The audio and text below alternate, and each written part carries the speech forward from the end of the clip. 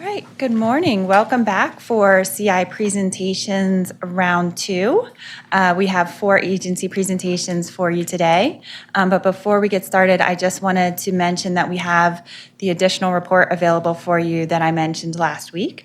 So you'll see the details report that we had during the day last week, which is the lengthy report that has a one-page summary for every project. You can use Control F, find to find the page that you're looking for. So you can search by project number or name or keyword, and it'll take you directly to that project. And then we're very excited to also have for you a comparison report that compares the approved CIP for FY25 through 30 with the requests for FY26 through 31. So please let me know if you have any questions about that, but hopefully that's a helpful resource. So just wanted to mention those. And then if there are no questions, we can go ahead and get started. You ready? Sounds great, thank you. Great, all right. Well, first we have the Department of Public Works, Bureau of Solid Waste, and we have Director who's going to kick us off. All right, good morning, everyone. My name is Khalil Zaid. I'm the Director of the Department of Public Works, and thank you for the opportunity to present to you today. When we think of solid waste, we don't think of capital projects, but in this case, in this time, it's really time appropriate to talk about that. And with all the issues that we're dealing with our facilities citywide, it's imperative that we discuss it a little bit more details and get to it and make sure that the funding for that piece is critical throughout. Before we start, I have another thing I wanted to add.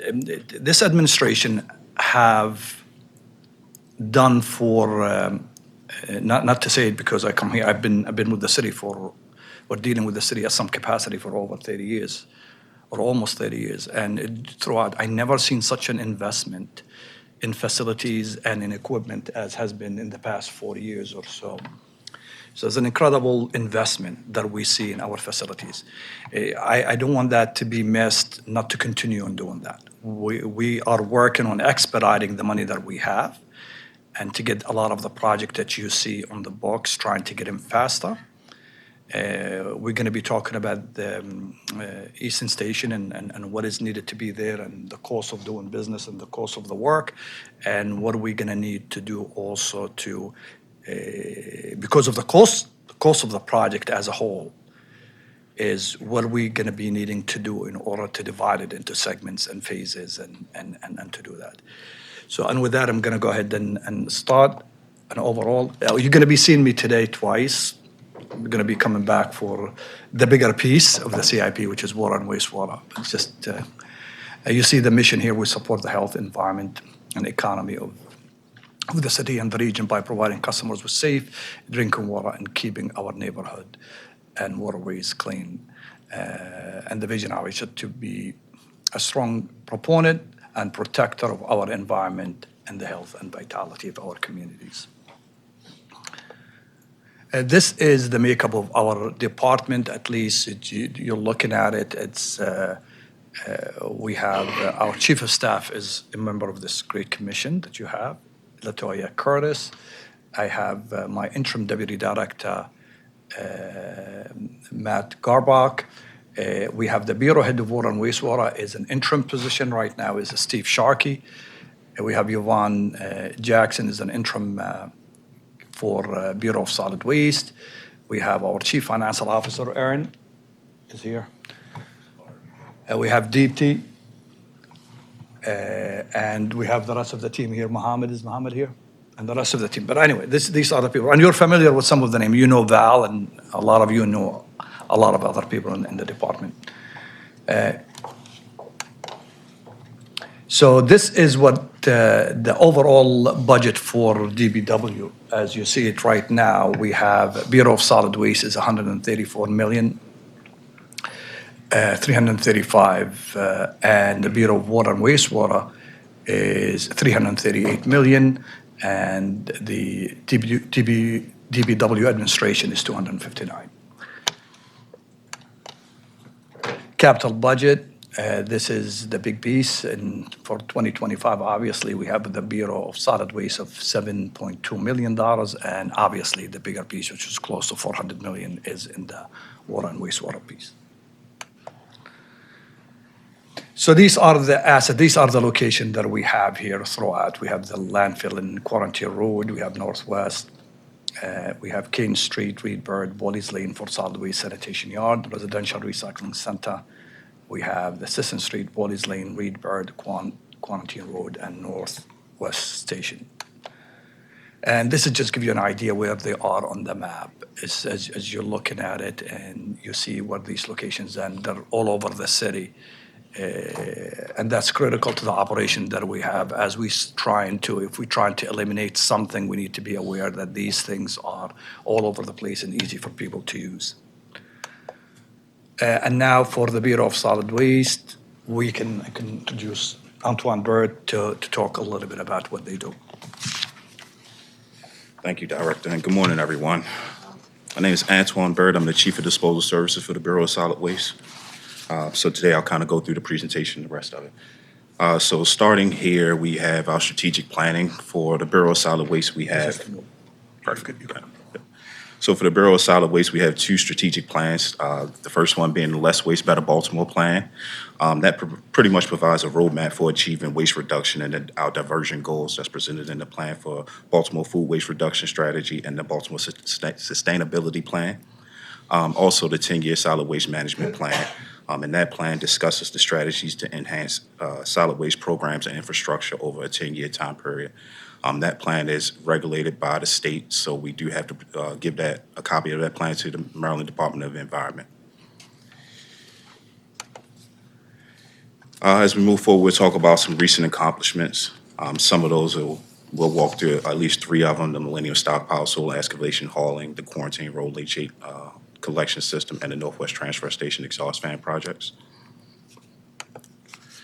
So with Millennium Stockpile, Soil Excavation and Hauling, this is a 3-year plan to remove 300,000 cubic yards of soil that has been stored at Millennium landfill for quite some time. This plan serves two different things. One, it provides daily cover for the landfill at Quarantine Road, which is a regulatory compliance issue that we have to complete daily. But it also serves the purpose of setting the stage for the expansion with creating space at the top of Millennium Landfill for the new cell that we're going to be developing. To date, we have moved 55% of that 300,000 cubic yards, or 165,000 cubic yards from this point. We still have 2 years left on the movement of that soil. The Quarantine Road Landfill Leachate Collection System. This system literally goes around the entire landfill. What we've been able to do is do some maintenance on a small section of it between our intermediate pump station and our leachate lagoons. This project, through partnership with the Northeast Maryland Waste Disposal Authority, we were able to procure a contractor that could come in and replace over 700 linear feet of leachate collection pipe, along with replacing pumps in the dry well and the leachate collection connections in the wet wells. So it's been a huge project, and we still have about 240 linear feet left to complete, but we were able to get that done in 2024. The Northwest Transfer Station Exhaust Fan project. This project intends to complete the renovations that were started in 2019. With the exhaust fan project, it is expected to increase or improve the air quality of the transfer station by removing debris and filter out air and exhaust those outside the building instead of them going inside the building. In 2024, we were able to raise this huge structure and mount the fans on top of them, and do 80% of the ductwork in the building and update the electrical to accommodate these fans. So we expect over the next 4 to 6 weeks, this project will be completely finished, and we can put that one to rest. From there, we're moving to our current projects. The first one starting with the Quarantine Road relocation. This project is stage 1 in the larger project for the Quarantine Road expansion. Total for the project, we're estimating it to be $107 million for the entire expansion. Of that, about $35 million is dedicated to the road relocation. This has been a project that has been in collaboration and conjunction with several different entities between DPW and DOT, BG&E, and some private entities that have land right to the west of us on that particular site. To date, we've been able to come to an agreement in principle with some of the entities that we have to get easements for the roadway. BG&E is actively engaged with the utilities that will need to be moved. In addition, with submitting the Phase 3 report permit to MD&E, we've also secured the wetland mitigation credits that we would need with Ecotone Bank and submitted the permit application with the Army Corps of Engineers for the wetland mitigations as well.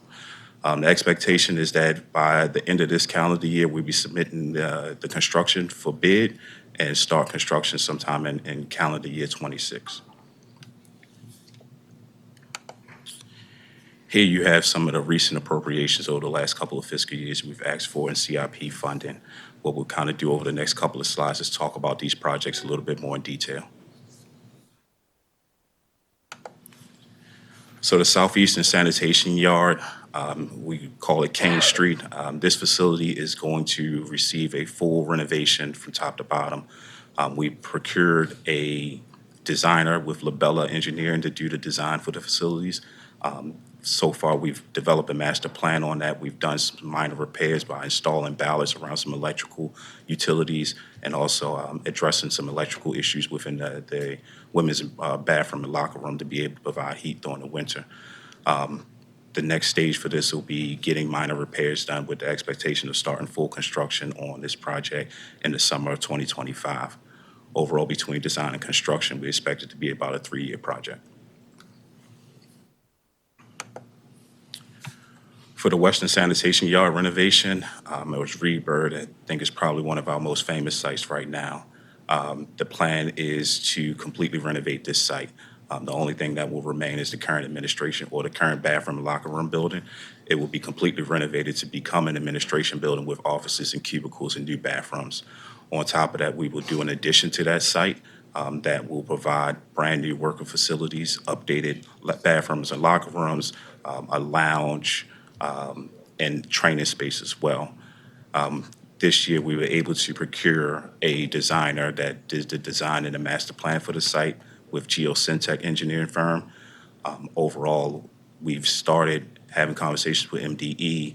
We've done partnerships with the Northeast Maryland Waste Disposal Authority for minor repairs on this site, including the bathrooms and locker rooms, drainage areas, and a host of other things.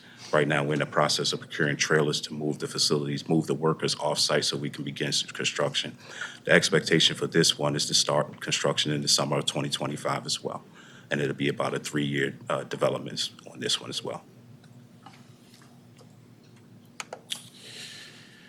The Eastern Sanitation Yard men's and women's bathroom and locker room renovations, this is going to be at the Bowleys Lane site. So with this one, as part of our commitment to health and safety, that we are planning to do a complete overhaul of the men's and women's bathroom and locker rooms, completely upgrading them. This year, we procured a contractor, J.F. Fisher, that's going to do the renovation. And the funding for this is a combination of ARPA funding and CIP health and safety funds. About $150,000 of it is CIP funding. And that project is expected to start in March.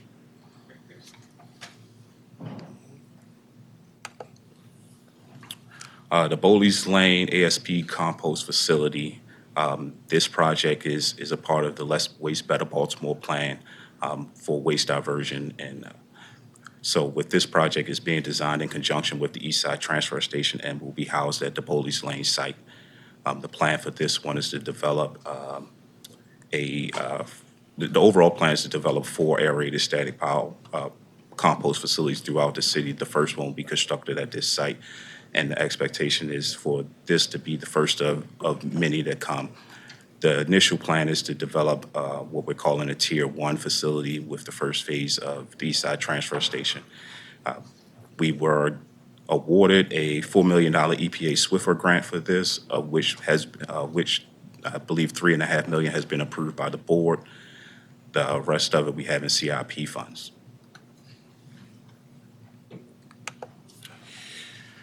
So here we have an overall layout of our 2026 requests. The Quarantine Road landfill expansion, which is the continuation of the funding for the overall expansion project.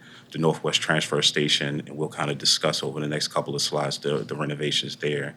The solid waste health and facility and safety improvements. With this is the addition of just capturing trailers and having some contingency funds for any outstanding health and safety concerns at the facilities.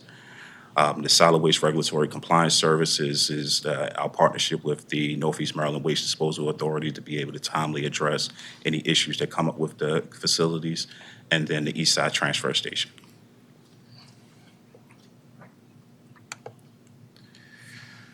So the East Side Transfer Station, this project is to develop a second transfer station for the city at the Bowleys Lane site.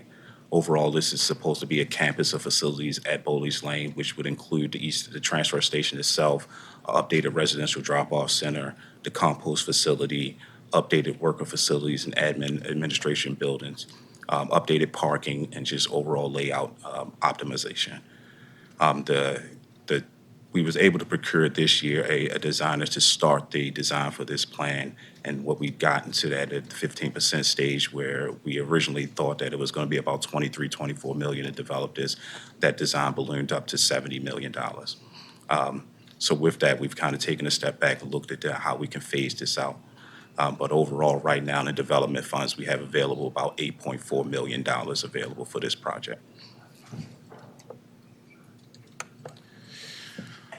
So with the phase development for the East Side Transfer Station, we've broken this out to 3 different phases. Phase 1 is to develop an administration and renovate the administration and worker facilities on site, which we previously talked about. We want to develop a Tier 1 compost facility, restructure and update the residential drop-off centers, install one scale at this facility to accommodate the composting and the residential drop-off center, update the employee parking and truck parking areas, and install new stormwater management systems on the site. For $24 million, we think we can achieve a sizable increase to the site and be able to provide residents and the city as a whole some optimization at that site and just additional services for the city. Phase 2 of this, we expect to be able to expand the composting facility to a Tier 2 compost facility, which would manage, I believe, 12,000 tons of composting at the site.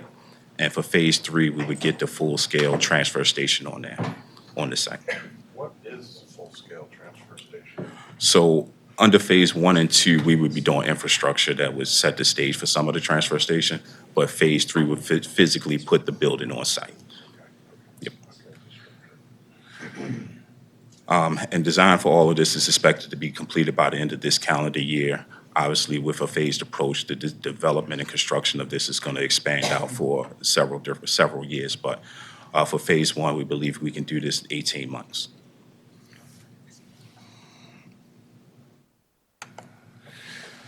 So the Northwest Transfer Station, we have a request for $500,000. This request is necessary for maintenance, replacing the tipping floor at the transfer station. We have to keep a clean, level tipping floor. And right now, there's some damage that needs to be addressed. Also, we would like to address safety concerns that come with, haulers bringing in loads by installing radiation detectors, and then increase operational efficiency by exploring the option of an RFDI system that would allow us to gain some operational efficiency at the scale house. So future solid waste CIP funds requests, the Quarantine Road landfill expansion, we expect that to continue through 27 and possibly into 28, with the expectation that the roadway construction will be done and we'll be moving into cell M1 for the expansion in 28. The solid waste facility health and safety improvements, health and safety at the sites is never going to go away, but we want to make sure we be able to address them as they come up. So we're asking for additional CIP funding in the out years for that. Solid waste regulatory compliance services, again, as long as we operate solid waste facilities, there's going to be regulatory compliances that come along with them, and we want to be poised to be able to address them as necessary.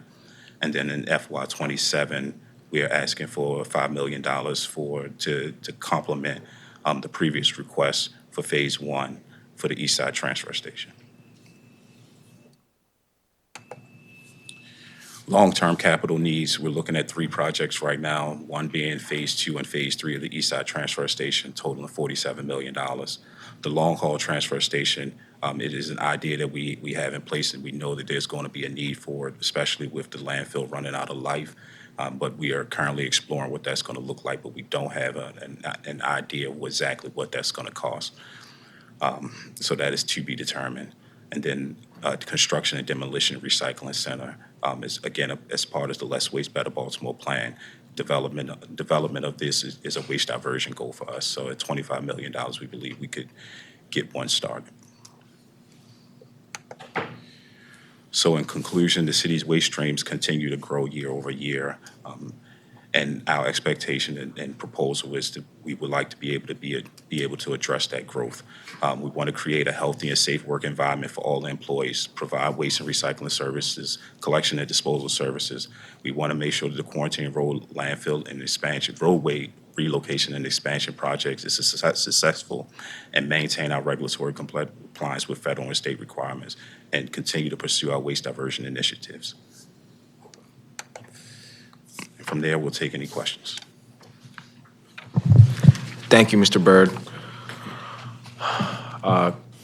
Any questions from the commission, starting with you, Commissioner McCoach? Good morning. Very nice presentation. Thank you. Microphone. Thanks. I just had a few questions. In terms of procurement and capital budget items, are you guys design build or are you design bid build? We design bid build. Okay, so that's how at 15% you can get a handle on expected costs. Thanks. Second question, in your presentation, it appears that a lot of the recycling program is actually delegated to other third parties. And at least the graph early on in the presentation.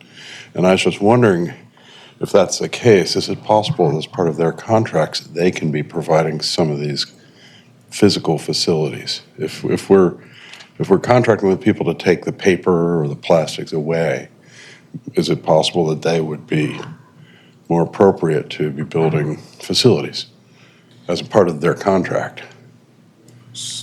You go ahead. Yeah, so with the recycling program, we actually handle majority of it in-house. So it's our crews that do the collection. It's our crews that handle the transfer of the material to the MRF with Waste Management, who we contracted with right now. Waste Management handles that from the sorting and the sale of that material after the fact. I don't know if we want to get into it. Well, maybe if you could go to the early slide that shows the circular bar charts, the circular graph of the, so I think it's like page 2 or 3, very early. This guy. So I was just looking at the bar graph at the yellow, very tall yellow lines, and the circle which says managed by others. And maybe I need to understand what managed by others actually means. And do we pay others to do this? Yeah, I'll let Sophia take that. Great. Yeah, so this is from our 10-year solid waste management plan update report that we did. And so this shows out of all of the waste that's kind of generated in the city, how much the city is managing and how much is managed by private entities. Now, the stuff that's managed by private entities is often coming from office buildings, apartment buildings, condominiums, things like that, waste that DPW doesn't pick up. I hear what you're saying. Does it make sense for private industry to invest in infrastructure, especially more costly infrastructure, rather than the city, given that they are handling a higher volume? Mm-hmm. In some cases, it makes sense for private industry to develop, for example, Waste Management has the material recovery facility that we send all our recyclable materials to. So it does make sense in some instances. However, if we're talking about really moving towards waste diversion and zero waste, we don't want to be beholden to private industry for options. Mm-hmm. If we want options, for example, to divert construction and demolition debris, and there isn't a facility in the region that can handle the volume that we're doing with our construction projects, then I think the city does hold some responsibility to at least explore, how we could be able to invest. There are other options that we have outlined in the solid waste management plan that to explore, like public-private partnerships where that investment is shared. Right. But I think the expectation is, in some ways, that the city is going to be leading some of our, zero waste and sustainability efforts through at least identifying high priority infrastructure. Okay, all right. Thank you very much. I was just struck by the quantity. Proportionately, that blue circle would be about a third of the size of the yellow circle. And then I was like, well, who actually is doing this? So that was one line of question. Another question I have, your, sister agencies, DPW's Water and Wastewater has identified PFAS contamination as a really critical thing and potentially a big nightmare for anybody involved with, waste disposal or water quality. To the extent that they're saying that that could impact, I presume these chemicals accumulate, either in the water or they are saying in composting streams, waste streams. And so I was just wondering if you were aware of that as well. Go ahead. Yes, so we are aware of it and working with the water and wastewater team as far as the landfill goes. Right, With the composting side, that'll be something as we move into composting, we'll have to take a look at and kind of prepare for. Yeah, it sounded like very expensive alternatives involving third parties and, I guess basically burning the waste in order to reduce the contaminants. Yeah, so PFAS in general, especially once we're getting into the knowledge of it, just almost like with any industry, the onset of it is extremely expensive, and as we get into it, that cost should come down. Right now, that's the way we're looking at it, but there is going to be an upfront cost that is going to be a heavy lift for the city, especially with the wastewater portion of it. And I don't know, I didn't notice, but wouldn't it be prudent to start to anticipate some of those costs? Yeah, so right now, as far as solid waste goes, especially with the landfill, all of our That should water all roll goes in. directly to wastewater, so they treat our water, so we're looking at them to lead the way on that piece. Oh, okay, great. And just to mention the composting piece, there are ways to mitigate PFAS as an issue in composting streams. So rather than spending a lot of money on managing PFAS once they become a problem, you can avoid it by not accepting certain materials. So for example, there's compostable tableware, so plates and spoons that they say are compostable.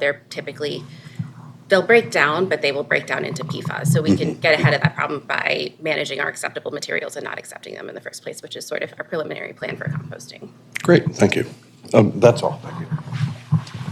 Thank you, Commissioner McCoach. Commissioner Horn? Just a couple things. I guess the first is I think all your requests are reasonable and needed. I have one particular question on one request, and then I just have an overall question regarding capacity. In the news, in the media, we've been hearing about different pickup delays regarding recycling. A lot of that, I'm wondering if it's an issue of your vacancy rate. And so I know last year, overall, DPW had a 25% vacancy rate. Solid waste had a 13% vacancy rate, and wastewater had a 27% vacancy rate. And so just wanted to get an update in terms of how you're doing with staffing, because in my mind that has something to do with execution and following up on the dollars that we're giving you. So can you just kind of give me an update of how you're doing in terms of staffing and trying to get down those vacancy rates? Okay, thank you for this question. It's also time appropriate, not only from a capital perspective, but also from an operational perspective. So looking at it, it's actually solid waste is probably the lowest vacancy rate, not only probably in the city. I think we reach roughly 8%. And that 8% is just based on turnover, people just like we have people coming in and people leaving and so on. So we actually, if we have continued at a rate and we didn't have the dropout or the people who leave us, we'll probably be very close, less than that, probably to 2 to 3%. So what is the problem there? We have a couple of problems that we identified when it came to solid waste and the ability to do the issues that we're going to be dealing with. In addition to the MOSH requirement, the additional MOSH requirement that is going to require us right now at a certain temperature to stop. So this problem is going to be a bigger problem coming in this coming summer. With the new MOSH requirement, it requires at 90 degrees is to have the people stop for 15 minutes every 2 hours, and then, or 10 minutes every hour, and then stopping every 2 hours for 15 minutes, 15 minutes as well. So what that does, our working time is going to be a lot less. So we're developing a plan. The plan is going to include multiple factors in it. The first is we're going to develop a bench. We're going to ask, as one of our requests for the budget this year, the operational budget is a request for more people. Based on the study that we've done, it's saying clearly identified that we need more people. So we're going to add a bench to it.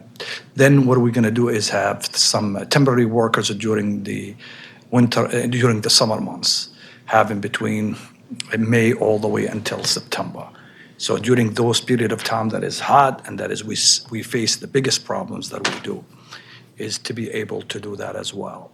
We're going to be looking at factors in terms of changing the time that our people are working, trying to take more advantage of the cooler hours during the day. So it's many factors we're working on. I'd like to say that is also what is going to help us out as well. I brought that at the beginning, and I said our fleet, it's going to be great.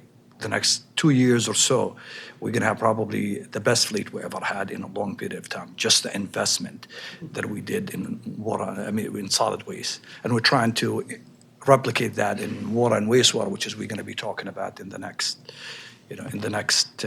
decision. So there's a lot of factors involved. We have a contractor that is a contractor that does part of the city this time. Part of the problem that we face right now, and we're dealing with it about the pickup that you brought up, is that contractor, because of the alleys that we had, they were insulted.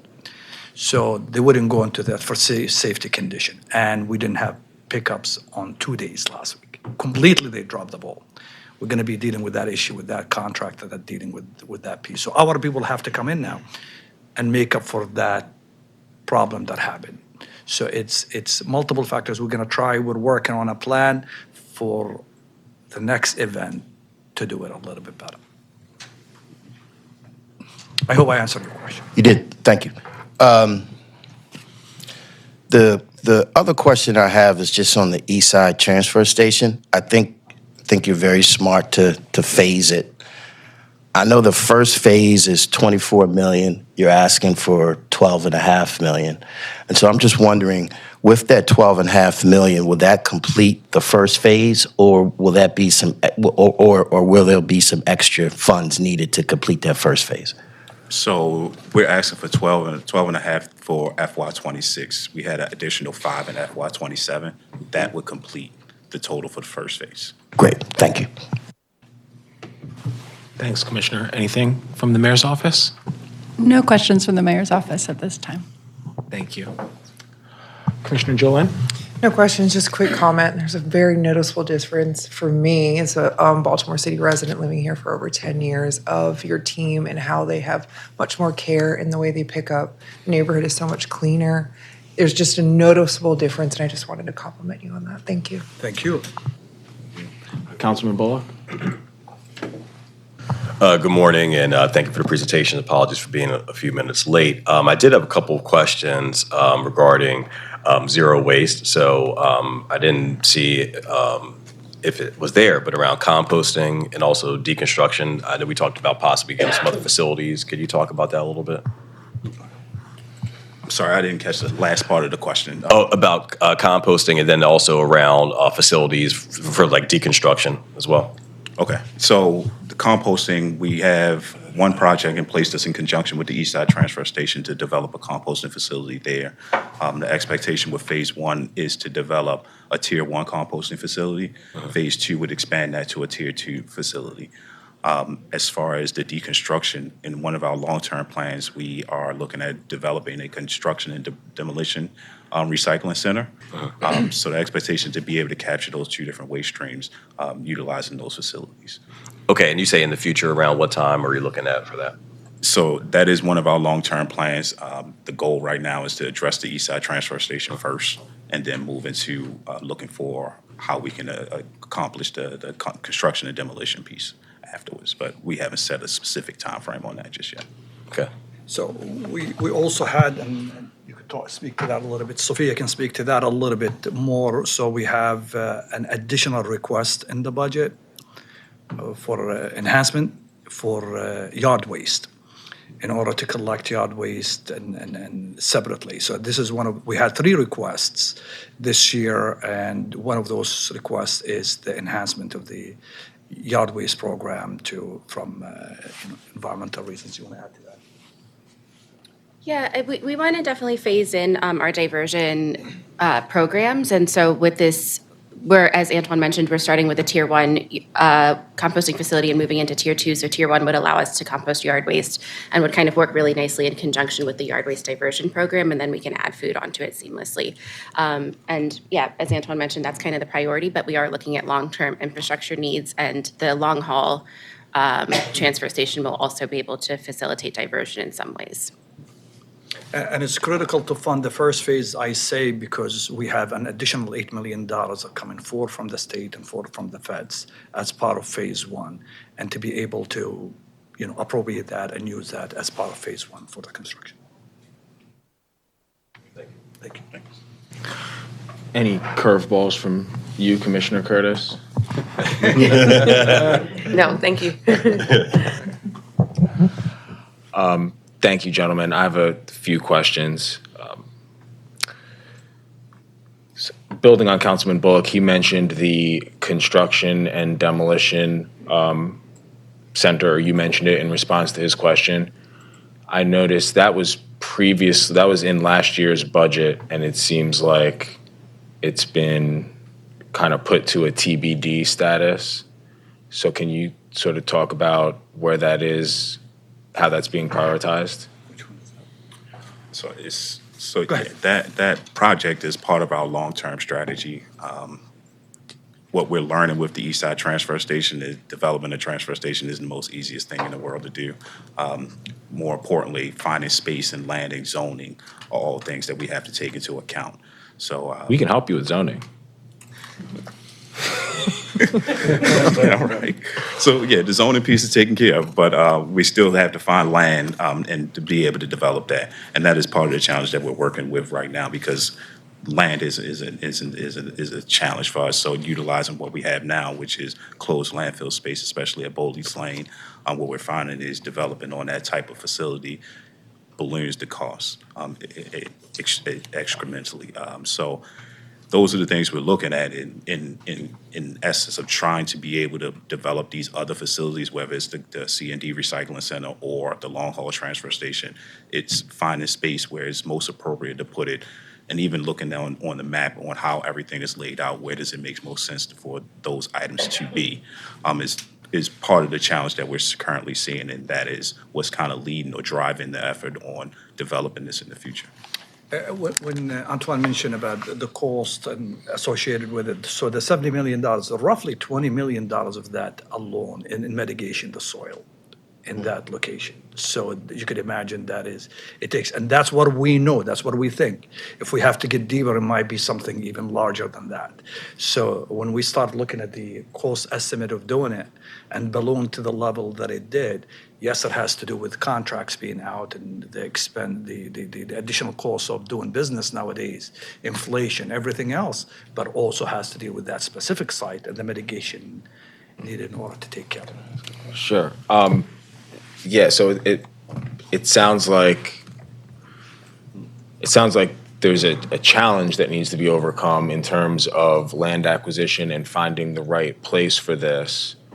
Not that it's moved down our priority list, because of course we understand the importance of it in terms of our, waste diversion, and I don't have to tell you guys. So I just want to make sure that we have a plan to address the roadblock and move it forward, because it's only going to become more important. And as we said again and again last week, it's only going to become more expensive, right? So the longer we wait, the harder this is going to be to do. So just let us know how we can support you in making sure that we have a plan and a timeline to get some of these things done.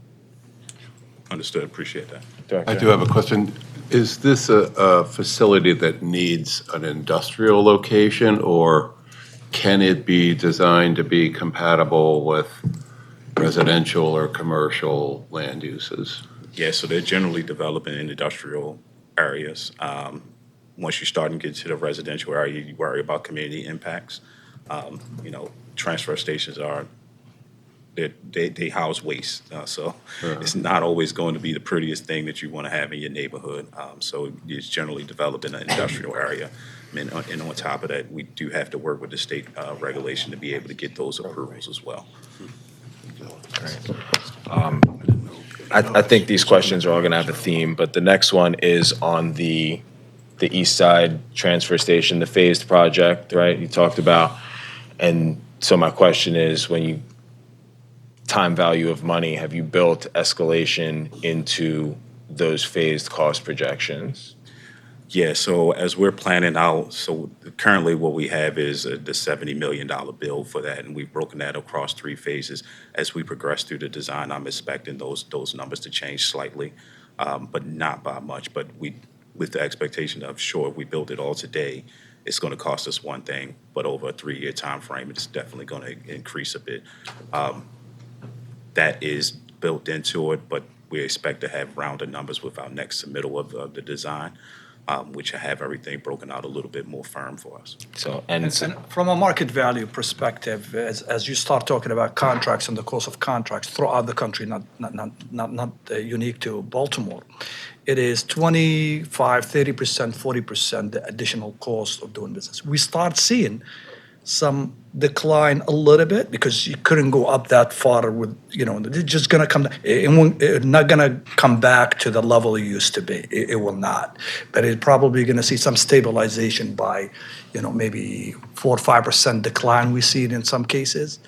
We're not seeing as much increase beyond the 35 to 40% in the cost of estimate for now. But again, if you're talking about you wanna wait for another 3 to 5 years, you never can predict what's going to happen. okay.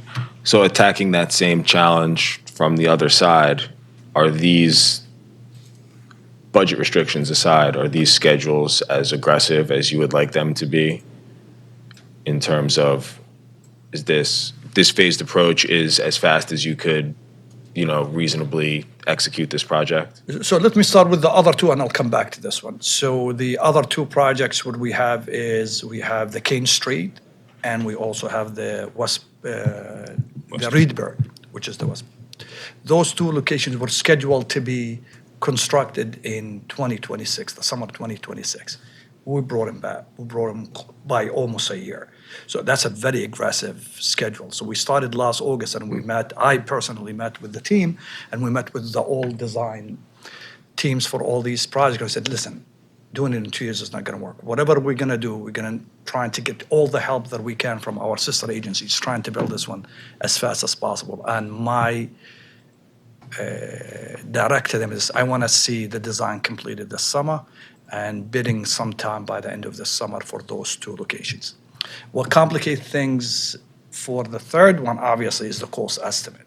Because at some point, we were thinking we're going to go as fast, too, and do it. But then they came back with the cost estimate of $70 million. I said, we can't do this. We're going to have to take this one back, divide the contract into segments, and that's why you see 3-phase approach to this specific project.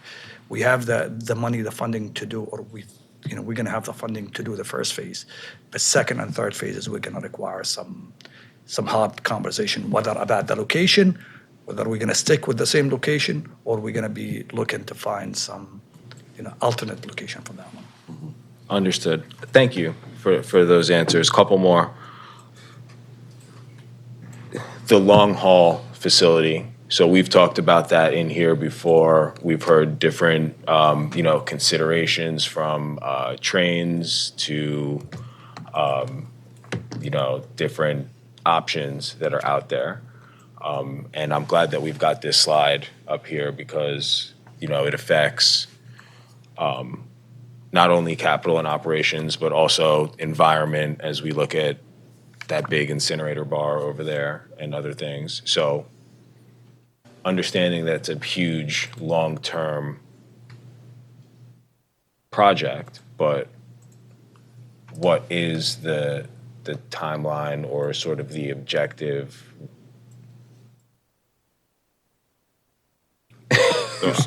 Yeah, so I'll say that, internally, our thought process behind the long-haul transfer station is for that to be in place with the sunset of the landfill. With the expansion, we're expecting to get more time on the landfill, so between 10 and 20 years.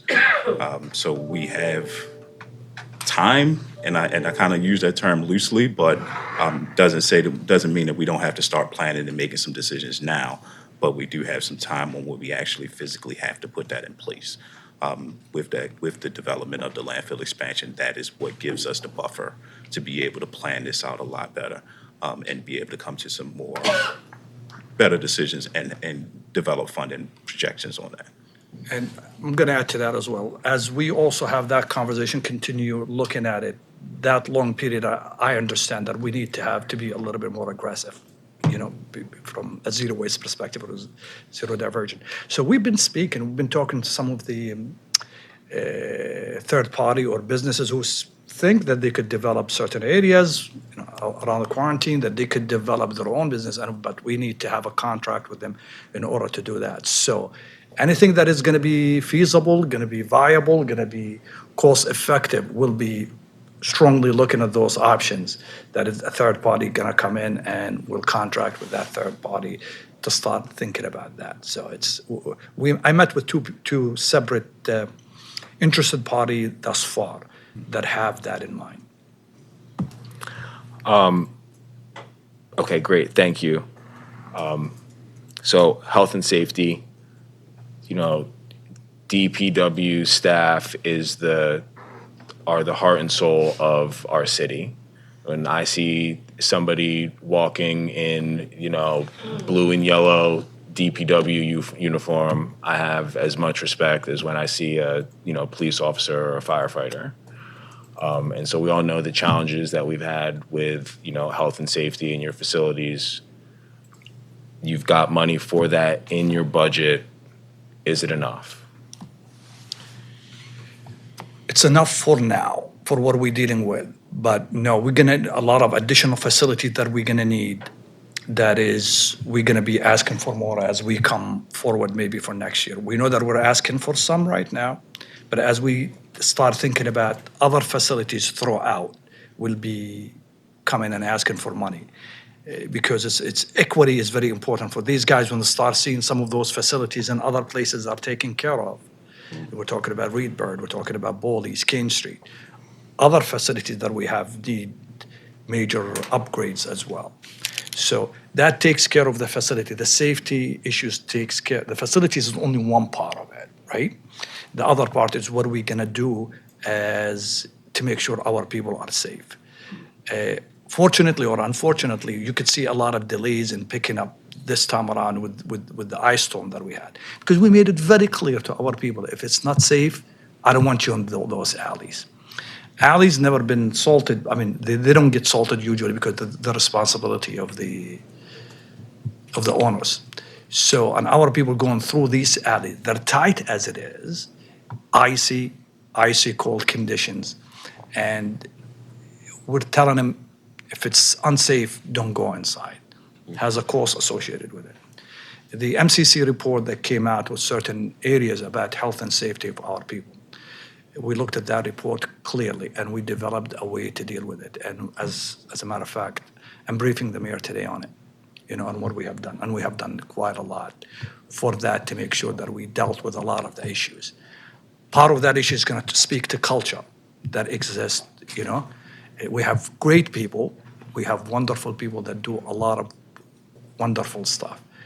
And sometimes unfairly certain things associated with the operation itself. But as you said, and I see it on a regular basis, we have some of the hardest working people. You see those guys work. They work extremely hard and they're on top of it, and they need to be as you mentioned earlier, you need to be applauded and acknowledged for all what they do. And I hope we're starting that process. We're starting the understanding. We're starting the communication piece. to be better between management and the workforce. Great, thank you. Lastly, a simple curiosity. The Millennium stockpile dirt, where did all that dirt come from? So it actually came from Quarantine Road landfill itself. So the cell 6 is what we're currently working at Quarantine landfill. When we started that cell, that's the dirt we dug out of that cell. We stored it on top of Millennium landfill, and now we're just bringing it back. Chairman, Personal interest. last minute question, my Yes. apologies. Question on something not in your slides here. Who is responsible for the overall graffiti removal in Baltimore City? Solid waste. So in my perspective here, given that we have a bit of a struggle in Baltimore for graffiti, should this be a CIP request or does this sit in operational? Because this, I mean, after COVID, post-COVID, there's a lot of graffiti around the city and wondering where that operational cost or maybe even a CIP cost would come through. It's part of, you want to come in? Great. Good morning, Yvonne Moore Jackson. So the challenge with graffiti is graffiti on public property we can remove right away. That's what our solid waste graffiti crews handle. Privately owned properties is the responsibility of the owner. Now, for residential, the owner is able to sign a waiver. We have a waiver that allows us to go onto the property and remove graffiti with the owner's consent. We don't remove graffiti from commercial properties. We will remove it from vacant properties that are under a vacant building notice issued by code enforcement. We will remove that. So just to summarize it, our graffiti crews can remove from public-owned properties, consent from residential owners, and also vacant properties. For the privately owned, code enforcement sends the inspector out. They issue violation notices to the owner for them to remove the graffiti. So maybe if we are struggling with private property graffiti stuff, it might be a legislative question we can discuss. All right, thank you. Thank you. Any other questions from the commission? All right. Is there anyone else who has a question for the solid waste team? Seeing none? Yeah, I don't see any hands. Close the public hearing. Director Zaid, Mr. Byrd, thank you very much. Thank you. Thank you for having us.